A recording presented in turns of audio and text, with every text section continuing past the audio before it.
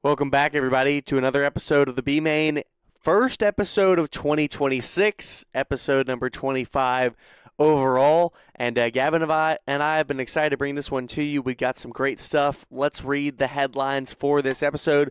This morning, Ram announces their driver deal and all the drivers in the race for the seat, which went on in over 10 challenges over the month of November, and it's airing on Fox January 25th. We're going to get into that first. Then Larson wins a six-figure payday in Australia and then flies all the way over to the Tulsa Shootout following the new year. And when we got to Tulsa, Pursley and Beason were the two men on top in their outlaw classes and in the big classes overall at Tulsa. And, of course, we're going to do some Chili Bowl picks and some nights for all the prelims this upcoming week. So, Gavin, let's get into it. Let's talk about Ram. I was surprised to see it this morning. I didn't really expect it. There was no news of when the announcement was coming, that they were, announcing, hey, these are, this is the drivers. They didn't announce a list, but they obviously posted photos of them. And you and I were kind of looking at the list, naming who we knew, who we had no idea who they were. And some of us, we have a couple contacts actually to that list, which is great, I think is really cool. I see that list and I'm like, wait, we know like half of these guys and like a fourth of them we could text right now, which I think is really cool. Yeah. So we're probably going to text Chase Burrow to see if maybe we can figure out who those other people were. Obviously, he can't tell us anything about the challenge. They're probably signed to an NDA or anything of that nature. So we're not going to try to pull his teeth on that one. But he is one of the drivers, and I'm actually going to go over and look at the photo right now. Trevor Ward is one of the others. He's one of the guys I know best because he is a regular competitor at Sobo. He competed for the championship this past year. Obviously, our good friend Chase Burrow competes full-time in the Cars Tour and ran some at Sobo this year, but we became good friends. And then our other friend, Austin Beers, who won the championship. Gavin, I don't think you've gotten a word in yet. I've been talking a ton. Tell us about some of these other people. Oh, dude, I'm just so excited looking at I this. am too. Landon Hoffman, I think, is probably considered the headliner of this. Would you agree that he's kind of the biggest I would say name? he has the most social media presence. They have him in the middle of the picture for a reason, I feel like. Yeah, he definitely has the most social media presence. Minnie Tyrell, I think, is another guy that's right up there. He did awesome in the Cars Tour this year. Won a handful of races. Super fast. I think he has great raw talent, just not enough money. Mm-hmm. We talk about his family struggles all the time. Mm-hmm. And then right behind him, you have Carson Ferguson, the only dirt guy I recognize on here. Dirt late model guy. He runs kind of a mixed schedule usually of World of Outlaws and Lucas Oil. Just kind of picks and chooses, runs where he wants. But I was kind of surprised because on the dirt world, he's a pretty notable guy. I would say he's a top 25, top 30 dirt late model guy in the country right now.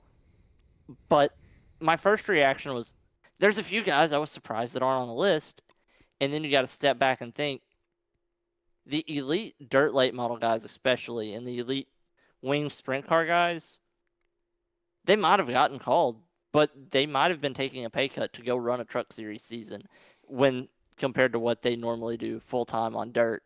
And so that's kind of where I was surprised, is Carson Ferguson is kind of the top dirt guy on this list. I was thinking, he's good. He's solid. But I wouldn't consider him a superstar. Yeah. Well, and before we make, I guess our next episode will probably be right before this finale airs. So since we don't know everybody in this list, I don't want to make an outright pick of who we think might win, but we might make one of the guys that we know. But I think you made a great point, because you and I actually we looked at this picture and we said, there's people on here that I would have imagined would have been on here.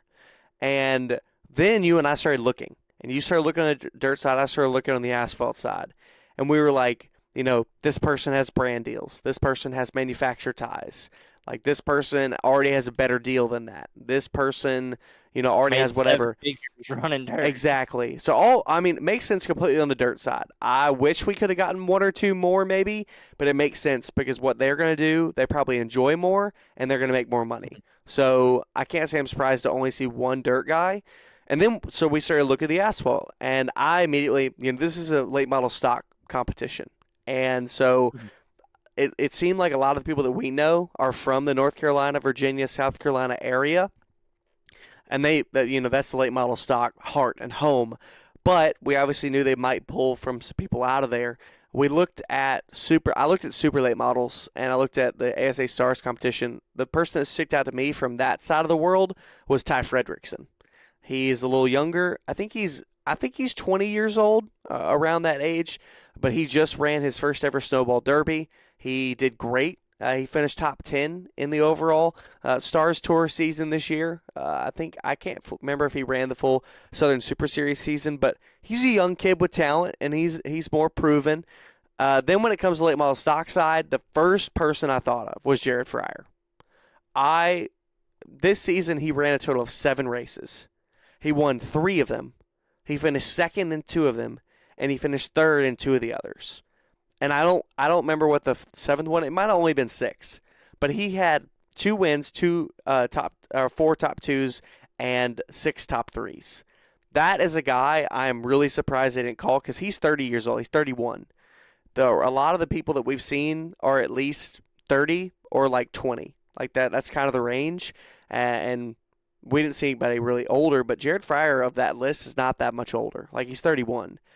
I'm really surprised he's not there. And on the younger side, I think Landon S. Huffman. Now, you did mention when I was looking at him, he does have a bit of a Chevy tie, runs with PRG. His dad is the crew chief and works for the Big Machine Racing team in the Xfinity Series, and that's obviously a Chevrolet tie. But for Landon Huffman, S. Huffman himself, I don't think it's a heavy tie.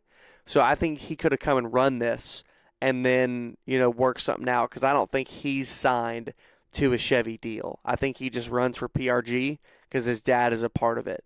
But those are the guys that stuck out to me that I was surprised weren't on this list.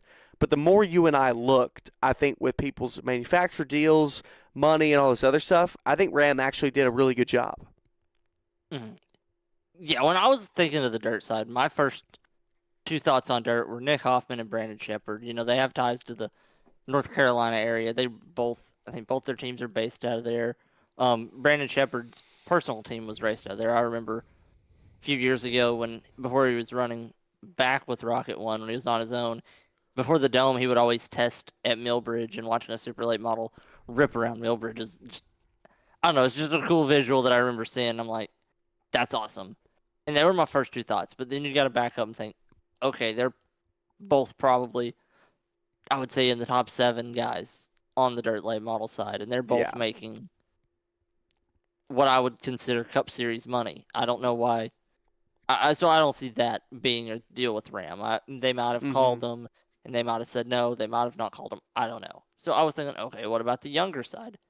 And the 2 names that jumped out to me that are, I think one's 22 or 23 years old, Dason Pursley, was my first thought. He has been on fire lately. Mm-hmm. He is really coming into his own in the winged sprint car side. He is an absolute monster in a non-wing. Went toe-to-toe with Kyle Larson at the Chili Bowl last year. Almost won.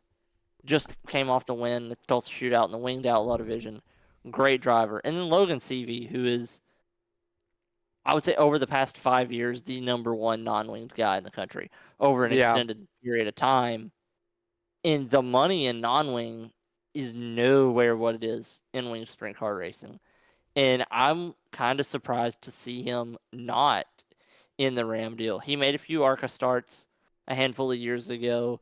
He made a few truck starts on dirt for Toyota when he was still with the Toyota affiliation. But now he's kind of on his own. And I just kind of had a gut feeling that he would be one of the guys on this. But I think that's enough about talking to the guys that aren't making it, because let's talk about the guys that did. Yeah, seriously. Yeah, I know. That's what I want to say. Is like, yeah, there are a few guys that didn't make it, but the more we sit and look at this, I'm like, this is a really good field. Right. And we don't even know about 5 of them. Yeah. There's about 5 names that we don't know. Yeah, and because I'm looking and I recognize, let's see, the first 4 on the left, I recognize. We didn't even mention Cody and Casey Kelly. Exactly. Regulars at Florence, and they've raced for over 10 years in late model stock. Mm-hmm. So, Yeah, we'll figure out the names of those other guys. We'll probably text some of our contacts and see who it is. Your initial thoughts, Gavin, of the people that we know, and I think that's a little harder to make a prediction when there's guys we don't know their faces at least. We might know their names. But of the guys that we know, who do you think has the best chance of coming out on top? I think knowing that it's a late model stock show, I think my gut feeling leans towards, Huffman, Ward, Burrow, and Tyrell. Like, those are the first four that pop out at you, I think. Okay. Just because they have the most experience on the national level. Yep. Or not national level, because Cars Tour is technically regional, but, at the top level of late model stock racing, they race against each other a lot. Yep. And I think they're going to be the most comfortable in these cars, especially considering one of the tracks they're going to be at for the majority of the show is South Boston. A track all of them have a lot of experience at. Yes. I think they're already at a big advantage. Okay, and that's good. I'm going to be more specific. I am going to say with confidence, even not knowing these other guys, I'm going to say Trevor Ward has a great shot. For being able to just watch him this year, like eyes on, and analyze the way he drives, how he drives, his talent, his mindset, like that is a man that has never gotten a great opportunity. I mean, this year was the first time he was ever able in his 10-year late model career to run for a full-time championship. And with that notion, you might think, okay, so he doesn't have a lot of experience. No, he does. And you saw him go toe-to-toe with now an 8-time track champion of Peyton Sellers, who, if things would have gone right with the RCR development program, he probably would have been a Cup Series driver. And Trevor Ward is a guy that I look at that has such immense talent. And I think Minnie Tyrell, I think Austin Beers, they could be guys that could have a level of talent like that at some point. I think they're still just a little younger. I think Minnie Tyrell's a little older than, I think he's 25 or so. But I think Minnie, he just hasn't had a lot of money to get a ton of track time, and he's a little on the younger side. But I think they'll sit in very well into this field. And, of course, Landon Huffman. But if I'm going with one person, just even not knowing these other guys, I'm going Trevor Ward. Now that you point that out, if we had to pick one, I think I'm going to go with Landon Huffman. Okay. And I think he's one of the older guys in this field. He is. I think he's close to 30 years old. He's in that range. Yep. And I think that just extra seat time he has on these guys and being put in, the older you are, the more experience you have, he's going to be put in more harsh situations in the race car. And I think he's going to be able to handle the pressure a little bit better. Yeah. That's a good point. He definitely could. I am very excited to see this because just from the little clips we got, obviously Sobo is on there, so it's a very important venue. I think obviously we saw that they race legends there, and because I will say we didn't mention this, they're not just like they're mainly racing late model stocks, but they did do some legend car stuff, which I didn't realize. So I think that's really cool. And that could change it up because if you can drive a legend car, you can drive anything. And there are some difficult cars to drive. So, but Sobo's going to be a main running ground for that. And then it looks like they were at some sort of road course. I'm not sure which one. It was probably VIR. I was wondering if it was VIR. But interesting, they're running late models there too.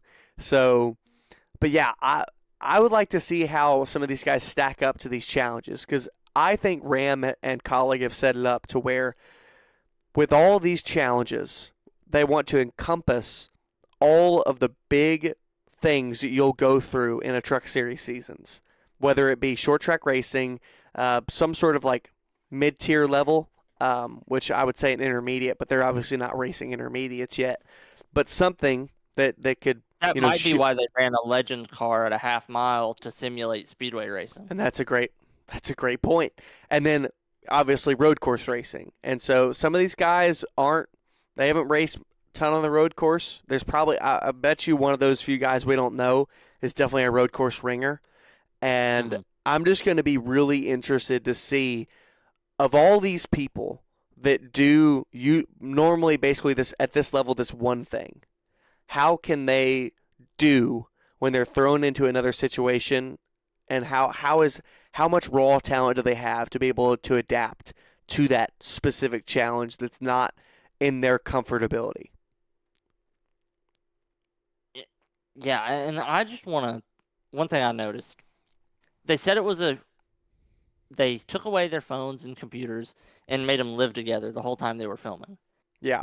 And I wonder how much of the I guess I'm just gonna call it the survivor element, reality TV, how much Right. that's gonna go into the competition side of it, and Ram, picking a driver that not necessarily the fans resonate with because the show's wrapped up, the decision's already made. We Right. just don't know who's gonna show up in Daytona, but how much that aspect went into these guys picking the winner and saying, "Hey, the fans are gonna like you, sponsors are gonna like you." Right. Well, and I hope as well, like, I heard some inner workings about the TV deal. Mhm. I didn't hear much, like, I don't know any specifics, but I hope that however the TV people in collaboration with Ram or Colic or whatever it was, I just hope it is not some blown out reality TV show. Like, these are racers.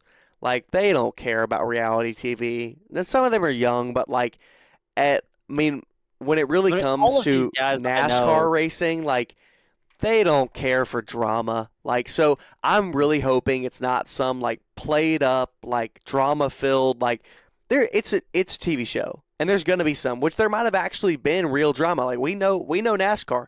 People are gonna get in fights, but they're not gonna Mhm. go start something like petty talk or whatever. Whatever it is.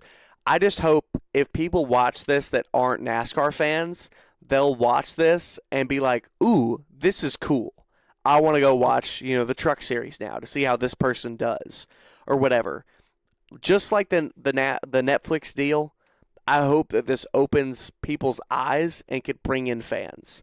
And it's Mhm. a good factual representation of what short track racing is, because we need short track racing fans. We need more money in short track racing. We need people to invest. This is a great way to get people to see what the product is and say, I want to be in some form or fashion a part of that.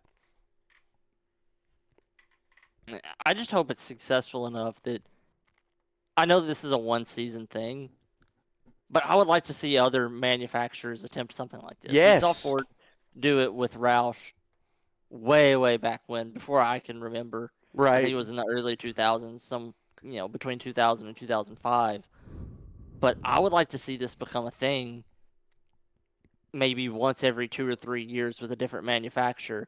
If this, TV production company said, "Hey, we did this for Ram, let's go do it for Chevy one year. Let's do it for Ford one year. Let's do Right. it for Toyota one year." Right. And I think that would be really cool, and that would be a good way to, I guess, make short track drivers more hopeful of their opportunities Yeah. and just keep opening doors for short track guys.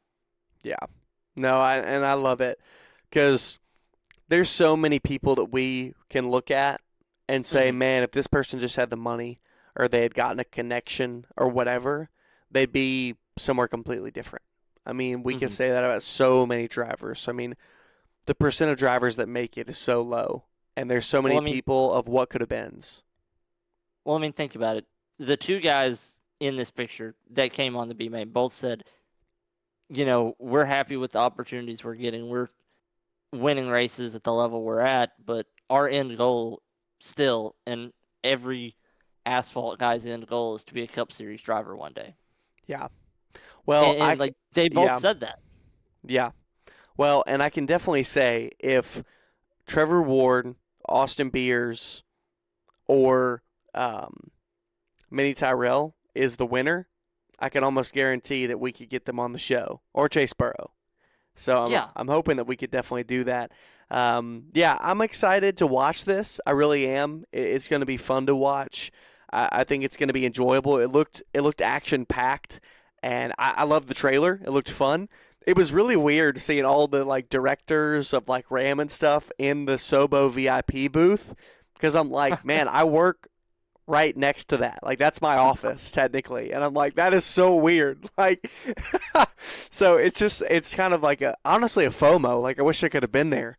But obviously it was closed off, everything like that. But it was so weird. I saw them in the VIP booth. I'm like, man, my office is like 6 feet away from them on the other side of the glass. So that also, will say, I think this is a great point too. I think Sobo being a part of this and what it seems like a big part of this is another great proving ground as to why South Boston is a proving ground for future NASCAR drivers. Mm-hmm. So I'm obviously a little biased, but there is a lot of truth behind that and just what I get to see with my own eyes of people that come and compete there and who has competed there and are legends now. So, but anyway, we'll move on from Ram. Hopefully, our next episode should be actually, I guess it should be right before Daytona, right? Either right before Daytona or right before the Clash. Right. It should be. When's the Clash? Is it the 2nd? February 1st, I think. Okay, February 1st. Okay, yeah. So our next episode will be. I was informed by Victory Junction. I'm going to be working with them again this season, and I should be at the Clash. Let's go. Wait, that's which awesome. is going to be so cold there. Yeah, Night seriously. race on February 1st. I looked at that. My first thought was, let's go back at the racetrack in a month. And then I was like, oh, it's going to be so cold. Right. Well, our next episode should be January 26th, so we should have some more updated stuff about the Ram deal. We'll obviously be reviewing the Chili Bowl of stuff we're going to talk about today, and they'll be preparing for the Clash and Daytona. Because what? Is Daytona the 8th or is it the 15th? I think it's the 15th. I think it was Clash, Super Bowl. You're right. Yeah. So, yeah, we'll have an episode completely for Daytona itself, and we'll get to review 24 hours. This is so weird because next episode. Because we're recording on a Friday. Well, that's why everything's weird. But also our next episode, we'll get to a full yearly circle of what our first episode was about just a year later. Reviewing the Chili Bowl and preparing for the Clash. Wow. Which is so weird. So, also, Gavin has mentioned that we're working on something special. Gavin and I still need to nail down the details on that, but that should be very, very soon. Hopefully before Daytona and before the NASCAR season starts. But, again, we got something big in the works, a big guest that we're hoping to have on and have some fun and just do a solo episode on its own. But, yeah, that's enough of asphalt. This episode, for the rest of the time, is going to be all about dirt, because we just had the Tulsa Shootout, and we're going to talk about what happened there. There's not too much to talk about, but we're going to talk about it, and then we're going to make some Chili Bowl predictions. Gavin, lead us away. Let's jump into the Tulsa Shootout. This is like my favorite 3-week stretch of the year, by the way. I just love it. Okay, Tulsa Shootout, what they call the Mecca of micros now. 2009 entries. Golly. You told me that, and I was like, that's crazy. 2009 entries, I think around 1,200 cars. I'm not sure the exact number, and 812 drivers. So 6 classes, 2 youth classes, and 4 pro classes. They brought back the flip count this year. I think it got over 170. For a few years, they didn't do the flip count because they didn't want to, promote I guess dangerous situations, which I understand, but the fans were begging it. Bring back the flip counter. I think it's great. I mean, hey, if it's going to happen no matter what. It's not a promotion. It's just, hey, it might even more be a promotion of, hey, this safety is dangerous, but safety.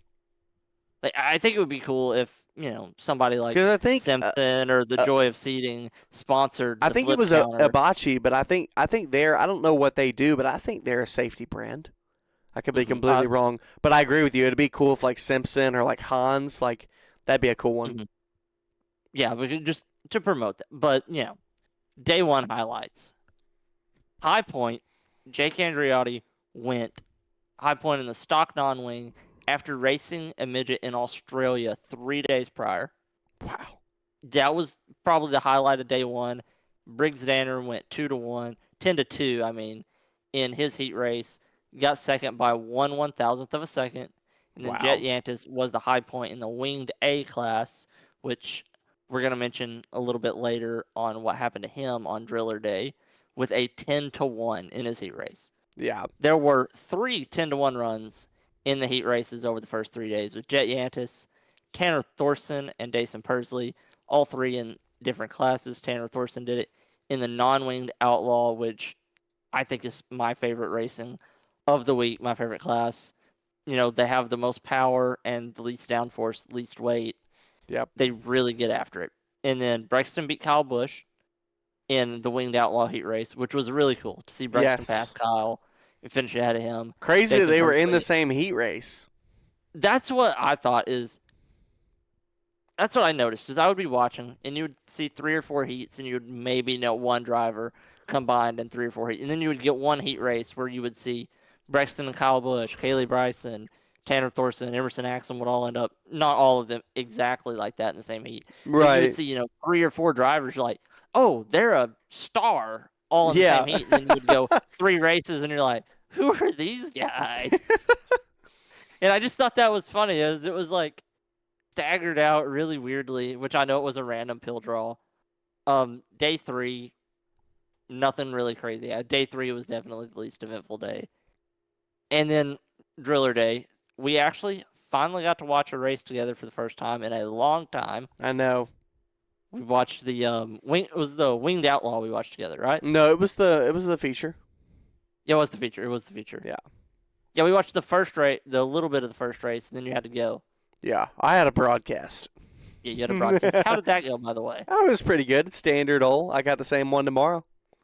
Misfit Racing League. Fun league, by the way. I've called a few of those. I like calling those races. They're fun. But yeah, back to Driller Day. One thing I noticed, I think every pole sitter won their feature. Yes. But the racing in the mid-pack was awesome. Oh, especially excellent. In the non-winged outlaw race, from 2nd to 10th was a battle.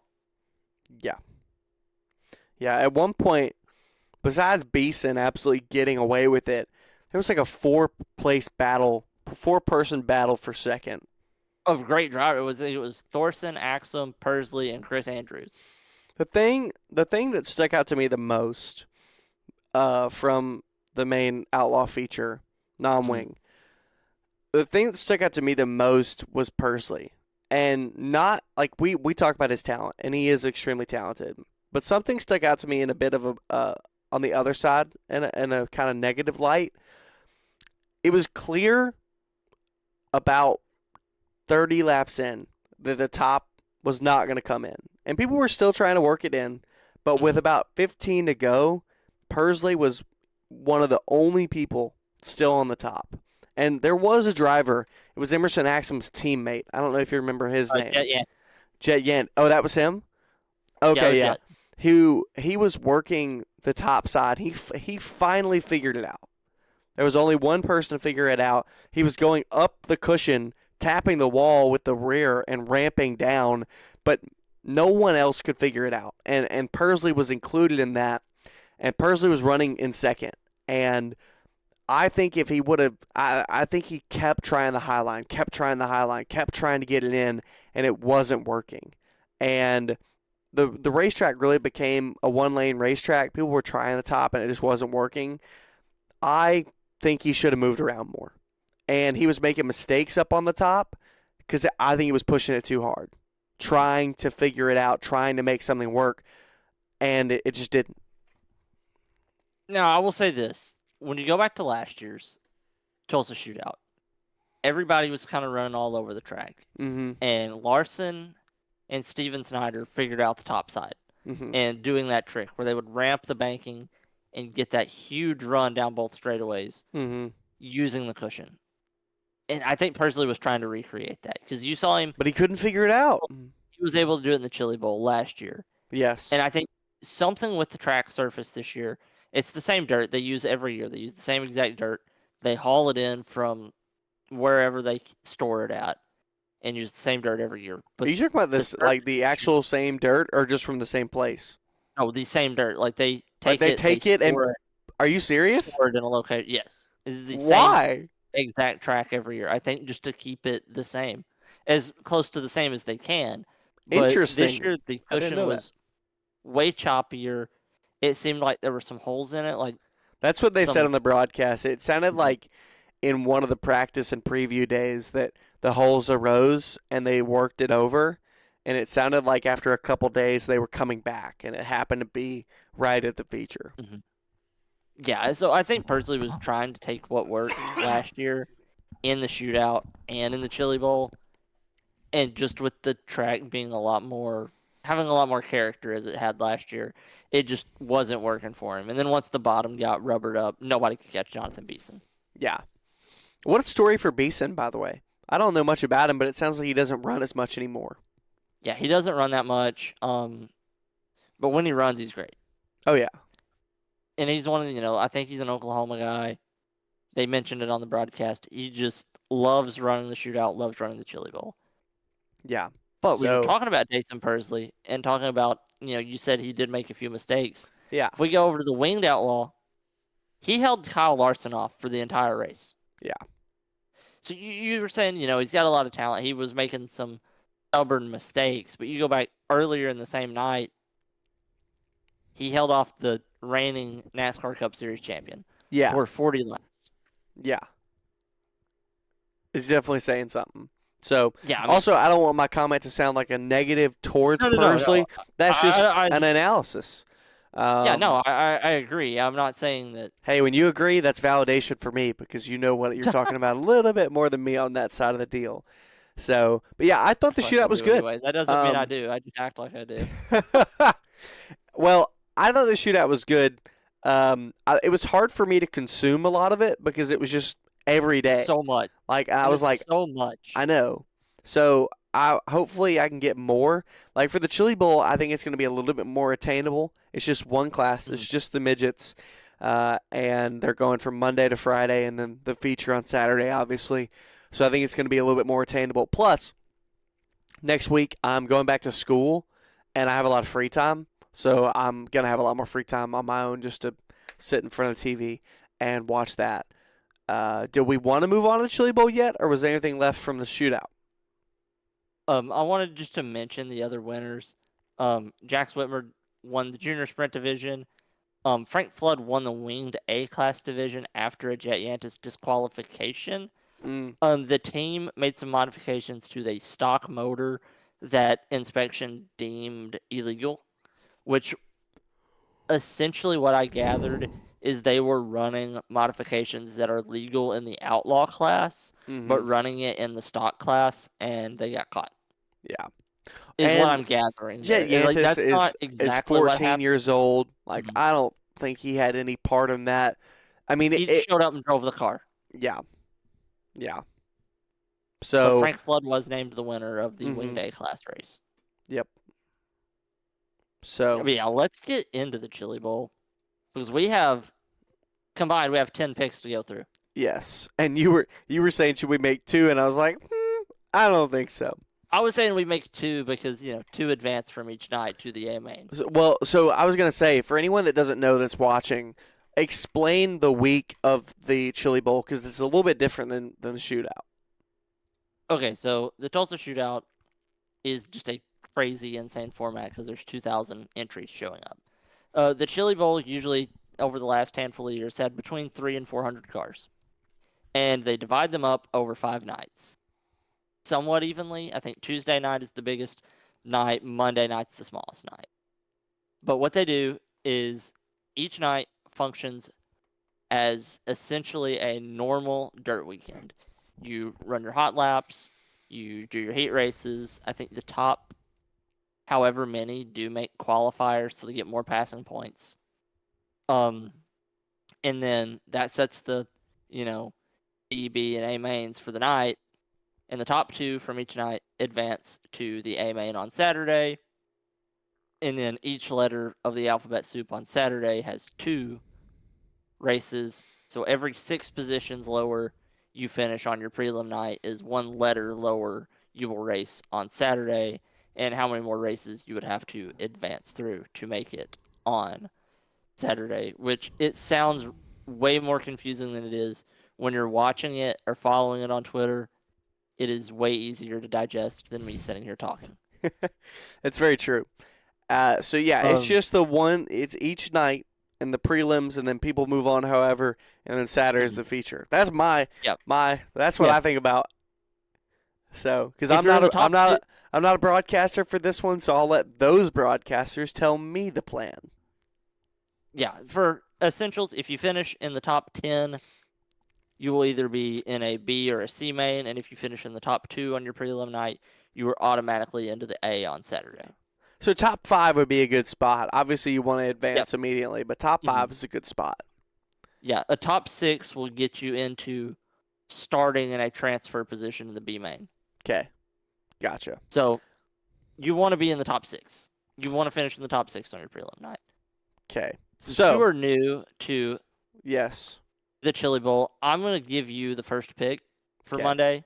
I'm going to give you the first pick for every night. I'm going to let you right. tee it off. Even though we already have them picked out.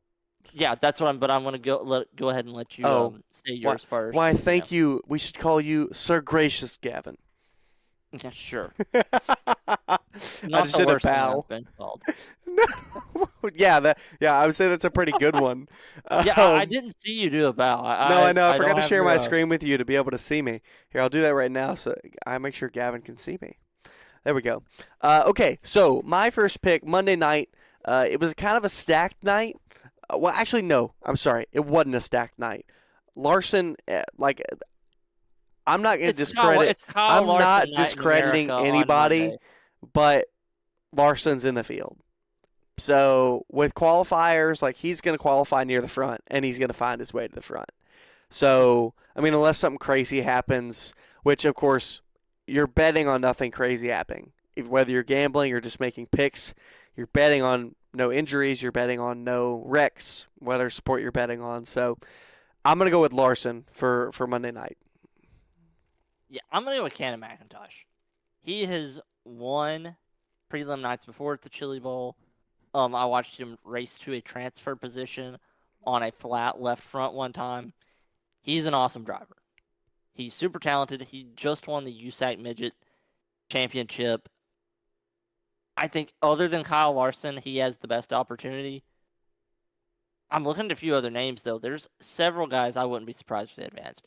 Gavin Bichelle, he's made the A main a couple times. I wouldn't be surprised if he made it in. Joby Miller is good. He has a lot of experience there in Tulsa. Briggs Danner, another great non-wing guy. Cameron Key did really good at the Tulsa Shootout, does good at the Chili Bowl almost every year. Shane Golobic, Tanner Carrick, both really, really good West Coast guys. Those are some other names to look at, but Cannon McIntosh is my pick. I'm going with him. That's a good one. I like it. Tuesday night. I've got. So this is where I had to think. I've got RTJ or Buddy Kofoid, and Okay. I was like, I'm gonna make him in the moment pick. The more I think about it, RTJ has more experience. He has got that dog in him, and Well, I'm gonna take RTJ. okay. My thing with RTJ, he has never made the A main at the Chili Bowl. Are you serious? Yeah, he has not made the A main at the Chili Okay, Bowl. I didn't know that, but I'm still gonna stick with what I got. Okay. But Kofoid, like that's why I put both of them on here, because Kofoid, I think in that regard, makes them a little bit more even because he is a little bit less experienced. He's younger than RTJ, obviously, but he has more midget experience or And better midget experience. I mean, I've watched Buddy Kofoid have a 20-win midget season before. Yeah. So if you're gonna leave that pick open to me, and that's why I was gonna go second, because if you were gonna pick Kofoid, I was gonna pick Kaylee Bryson to make it Okay. from this night. But since you picked RTJ, I can't not go with Buddy Kofoid. Yeah. And That's that's one fair. thing I like about the Chili Bowl is each prelim night they kind of have one, maybe two headliners. And Tuesday, it is Buddy Kofoid's night. They built this night around this lineup. I would say around Buddy, but and I don't know. They're the not exact biased. They're not biased towards Buddy, but I don't think there's a I don't think it's a random draw for everybody. It might be a random draw for some people on what night they get assigned, but it seems like Kyle Larson usually headlines a night. Kofoid usually headlines a night. CV headlines a night. Axum or Pursley, either one, headline a night.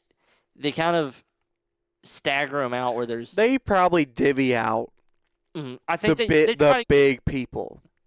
There's 8 to 10 drivers that they try to stagger out where only 1 or 2 of them are racing each night. Which also, in turn, you would think, okay, well, that makes it unfair for everybody else. Or there's no unfair in racing, but okay, that's not true. But you know what I'm saying. Well, there's so many people that show up. Yes. That And it's not like out. you could put all those people on the same night. Like these now, instead of having to beat, I was going to say, instead of having to beat 8 of some of the best dirt racers in the country and in the world, you've only got to beat 1 of them, or whatever. Like, so, but yeah, that's my pick. I like your pick with Kofoid. Kaylee Bryson was also a good backup pick for that.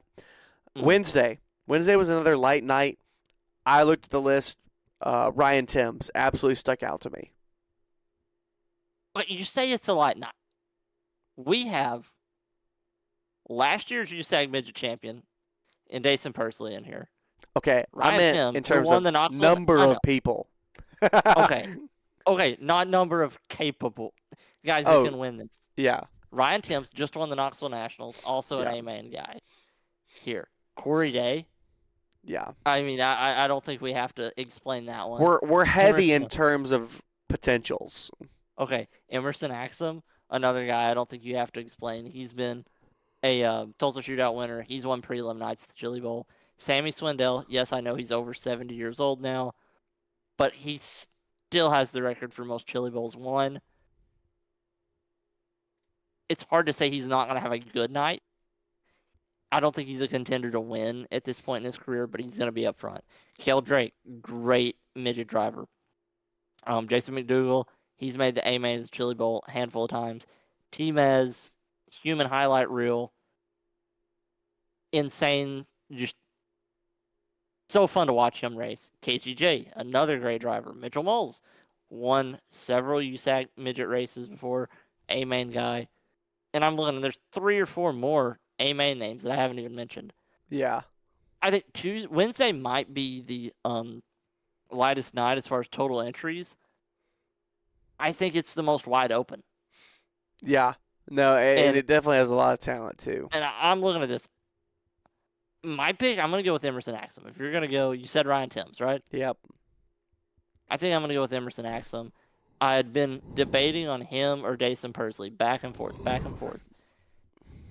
And then here's the thing about all of my picks that I've made for the last year have blown up in my face. So I probably just jinxed Axum and Pursley both to probably end up being in the same heat and getting in a wreck with each other and both having to start in a main on Saturday. Right. And I just feel so weird not picking Corey Day. Yeah. Because it seems like he always wins the big races. But I just haven't seen him really dominate in this building like I've seen Axum and Pursley do. And that's a great point. I agree with you. Okay. Thursday. I am going to go with Tanner Thorson because I think he's got a slick looking ride. Plus, I don't know his stuff in the building, but I know he has made the A-main. He won it in 2022. Oh, 2022. That's correct. So, yeah. Sorry, forgot that. We were talking about that yesterday. So, yeah, he won it in 2022. Now, I will say, Danny Sams is also in here. Who else is in here? Kyle Cummings is in here. Cummins is in here. Who else? Seabell is also in here. I mean, that's pretty much a giveaway. It's going to be really, really tough. If there's one person that I think could beat Seabell in this field, it would be Tanner Thorson. There was another person that stuck out to me. Oh, yeah, Spencer Baston. He's also in here. So it's a little bit of competition on Thursday for sure. I think Thursday, it's either Tuesday or Thursday that is the biggest night in terms of numbers. Thursday or Wednesday have to be the biggest nights. Or Tuesday, in terms of talent or Tuesday, yeah. No, Tuesday numbers, Thursday, yes. Tuesday total numbers, yeah. Yes. All right, who you got? I can't pick against Christopher Bell. I just can't. And that, no, I wouldn't. I don't blame you at all.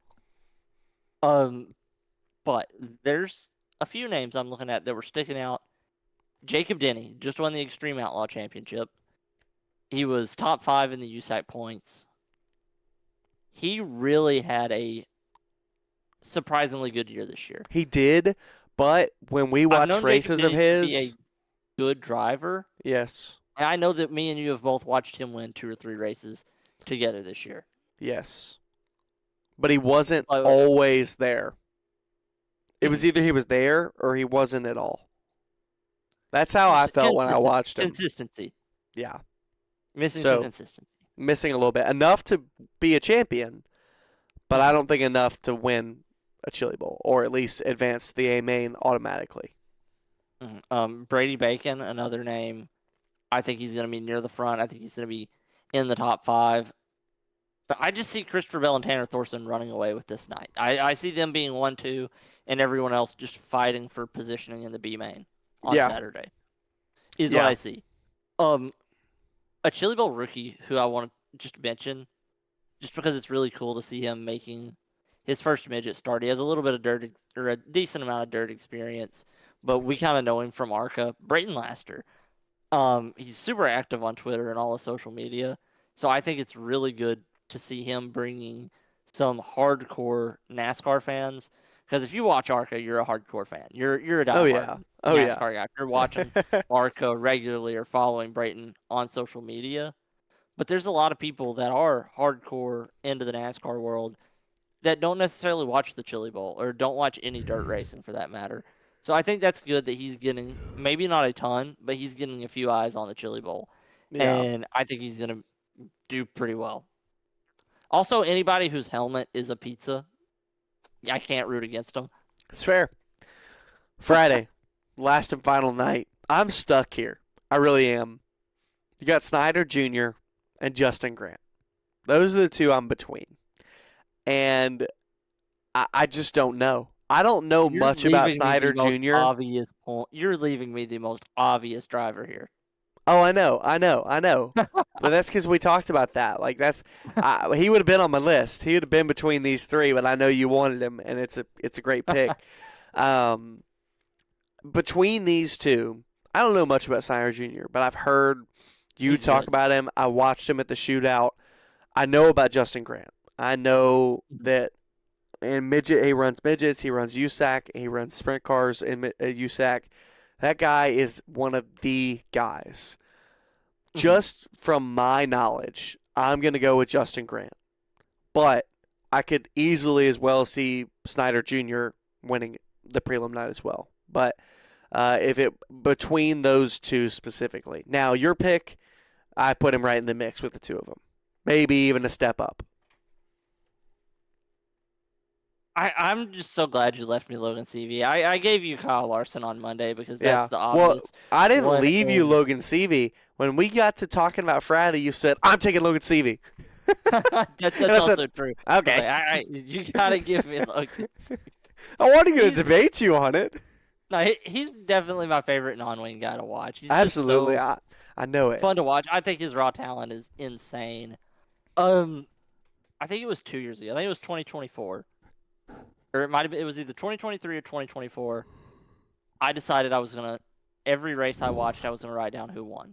And that, whether it was a dirt late model race, Cup Series race, F1, every race I watched, I was going to write down the winner. And I think at the end of the year, when I was looking at the tally, I think Logan Seavey had won 29 races. Wow.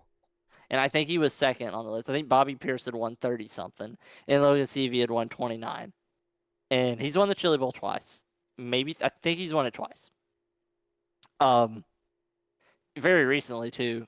He was in the top 10 in the mix last year in the A feature, but he wasn't, on that level of Kyle Larson and Jason Pursley last year. Right. He's been a little bit off this year of what he has been, but he rebounded at the very end of the season.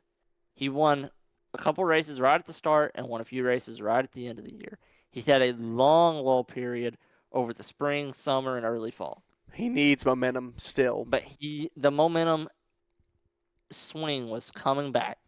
And the tracks that he's best at are the smallest, tightest, roughest tracks. And he does the best against the best drivers.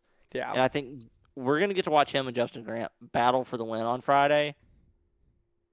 And we could be in a situation where, when this is why I love the Chili Bowl, because we might have a situation where they're rolling off Saturday, and you could have Larson, Bell, CV, Grant, and Kofoid as your top 5. Yeah. And Should be insane. if you watch the Chili Bowl once or twice, you know that those 5 are like the 5 that you think of when you think of midget racing. Yeah. And Justin Grant hasn't won the Chili Bowl yet. And he is due one, because it seems like he has won every other midget race, every other non-wing race that there is to win.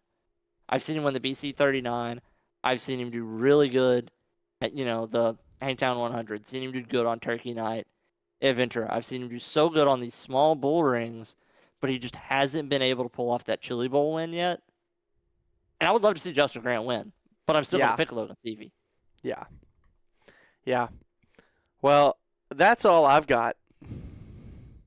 That's all I got for the Chili Bowl. I'm so excited. Also, ARCA's testing at Daytona today. I forgot about that. Is that today? Not that there's, I think it's this weekend. I saw Nitro's. I saw Nitro's lineup. Yeah, they're down there today. I think it was Jade posted on her Instagram story. Yep, she's saw there. her. I think Jake Finch has posted something. Mm-hmm. I think everybody that's down there, especially the Nitro guys, because Nitro taking over Venturini's assets, taking over Toyota's flagship ARCA program. Mm-hmm. They're marketing themselves to the future of the sport, and they're making sure their drivers are as visible as possible for an ARCA driver. I think Tricon did a lot of this. I don't know why. I love their social media, and I think Nitro is really picking that up. I would say it's a very similar style, and it might be, that whoever's... I think there's a lot of the same people are involved in both teams. Most likely, because I have a thing for looking at graphics and fonts and like all that stuff, because it's a little bit of my job. It's a little bit of what I do, because I do a little bit of social media stuff. I'm doing my own social media stuff now with Shive Broadcasting, which, hey, if you're interested in all my broadcast clips, they're being posted on Shive Broadcasting on Instagram. And it's I am Scott Shive for my YouTube and my TikTok. But I'm posting all my clips there.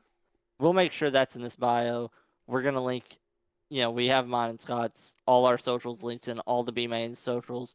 So you can get from one to the other. You can get from me to the B-Main to Scott, Scott to the B-Main, Yeah, but I really love the style of their social media and their graphics and their posts. I like it. I don't know why. It's very simplistic, but it's also it's not new modern age simplicity, but it draws me in. Like when I look at that list of who the drivers are at the Daytona test, I just like the way the list is put out. I don't know. That's a really weird thing, but I'm going to go look at it right now. I'm still laughing. I think it was 2 episodes ago we were talking about. That's just good.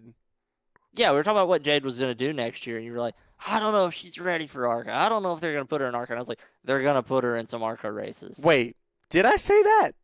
You didn't. I don't think you said you said she needed more time in the late model.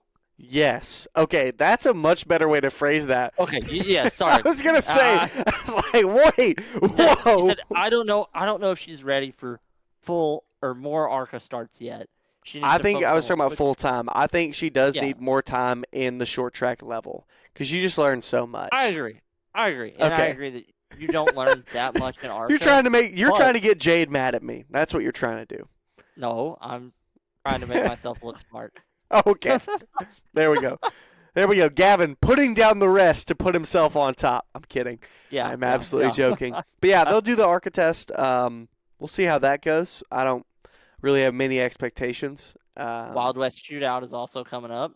Yep. It actually starts tomorrow, so probably the day that this gets uploaded, the Wild West Shootout will be, let's just say it'll be tonight on Flow. I think going live at around 4 o'clock Central Time. I think that'll be hot laps, so racing probably going to start 6:30, 7:30, 6, 7. I did not do that on purpose. We gotta stop. I think we have to end the episode. I think we do. We don't have to. I mean, we're getting to the end of the episode. I just want to, Now, Ricky Thornton Jr. is running the Wild West Shootout and the Chili Bowl on the same week, That's crazy.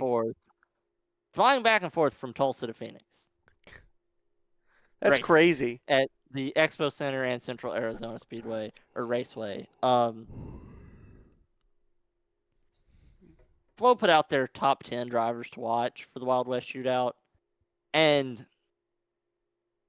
yeah, it's the 10 you would think it is. Yeah. RTJ's not on the list, but he did mention he is running both. So I don't know if he's running every night at the Wild West Shootout. I think he's going to stay at the Chili Bowl most of the week. Yeah. But I think he's going to run the start, like the first night here coming up. And I think he's going to run until his prelim day at the Chili Bowl. So I think he's going to run until Monday, run the Chili Bowl, fly back, I think race Wednesday, Thursday, Friday, fly back, and then run Saturday. So he's focusing on the Chili Bowl, and every night he isn't racing in Tulsa, he will be running at Central Arizona. Yeah. But, the drivers they listed, Garrett Albertson, he's from Las Cruces, New Mexico, kind of his home track, close-ish to it. Jonathan Davenport, obviously. Tyler Erb, Ryan Gustin, great driver. Mike Marlar, Hudson O'Neill, Brandon Overton, your guy. Bobby Pierce, Brandon Shepard, Drake Troutman. So a little bit of a mix of the best of World Outlaws, best of Lucas Oil. I did not see Devin Moran's name mentioned. Interesting. So, and there's usually a few guys that don't run the Tulsa or the Wild West Shootout. I keep saying Tulsa Shootout because that was last week.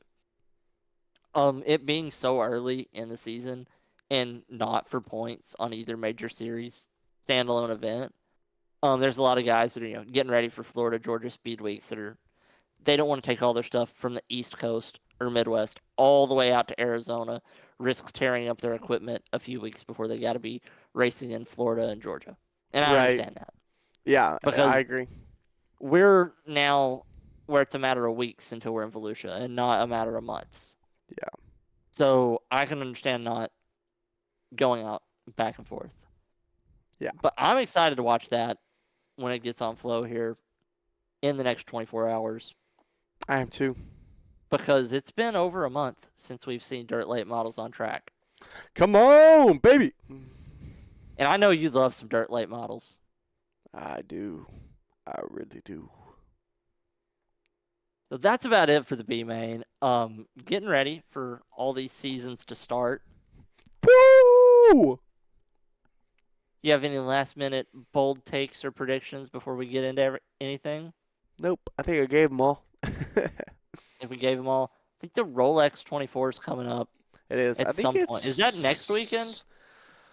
Is that the weekend between the Chili Bowl and the Clash? I want to say that is the case. Is Zilich still the only NASCAR guy running it, or is anyone else? I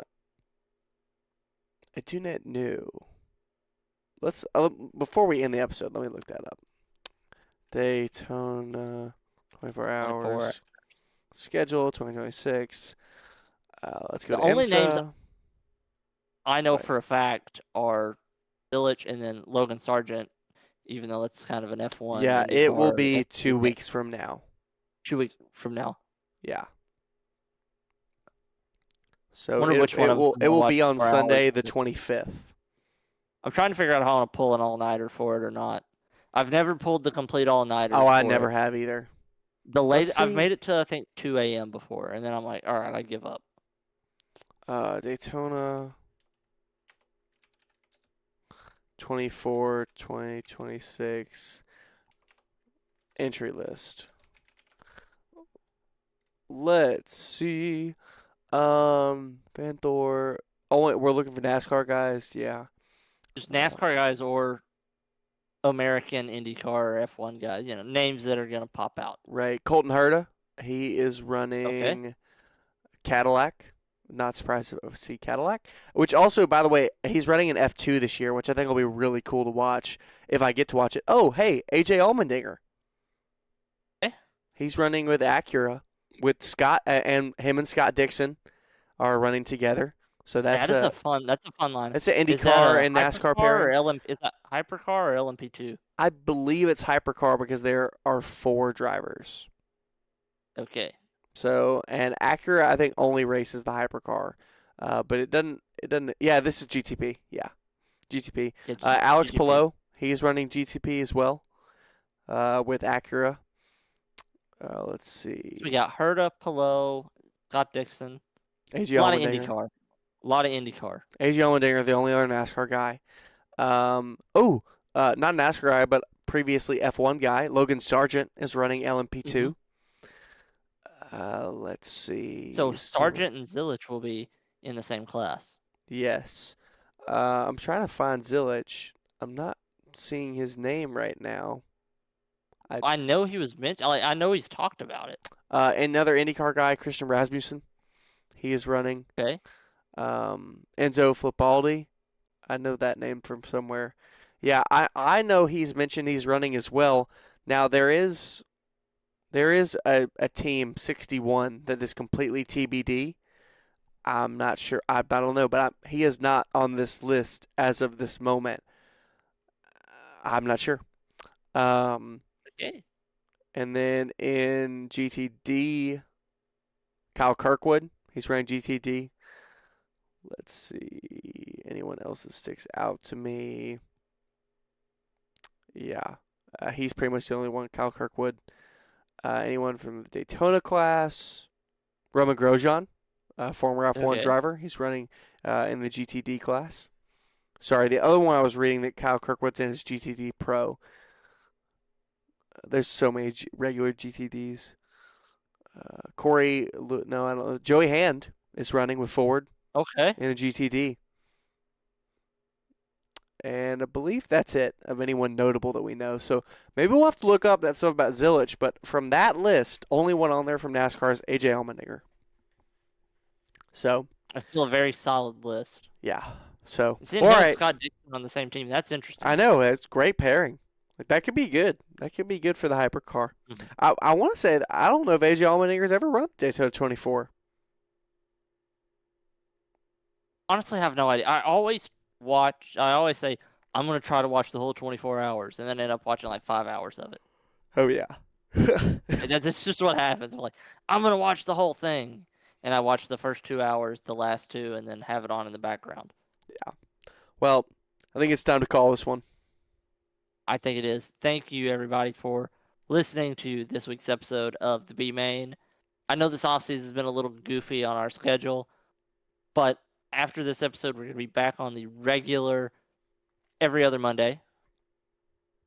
That's correct. So I'm super glad that we've made it a whole year. It's amazing. We've made it a year. Yes, we have. This is our final episode of before we would have actually started. So next episode will be into officially repeating of what we did last year. So this episode is rounding out a full year of the B Main, which I think is really cool. And Gavin and I just hope to continue to grow and expand. Yeah, if you have any business sponsorship, partnership questions, ideas, email us at the bmaincast2024@gmail.com. Cool. See you guys next episode. And let's go. Let's go.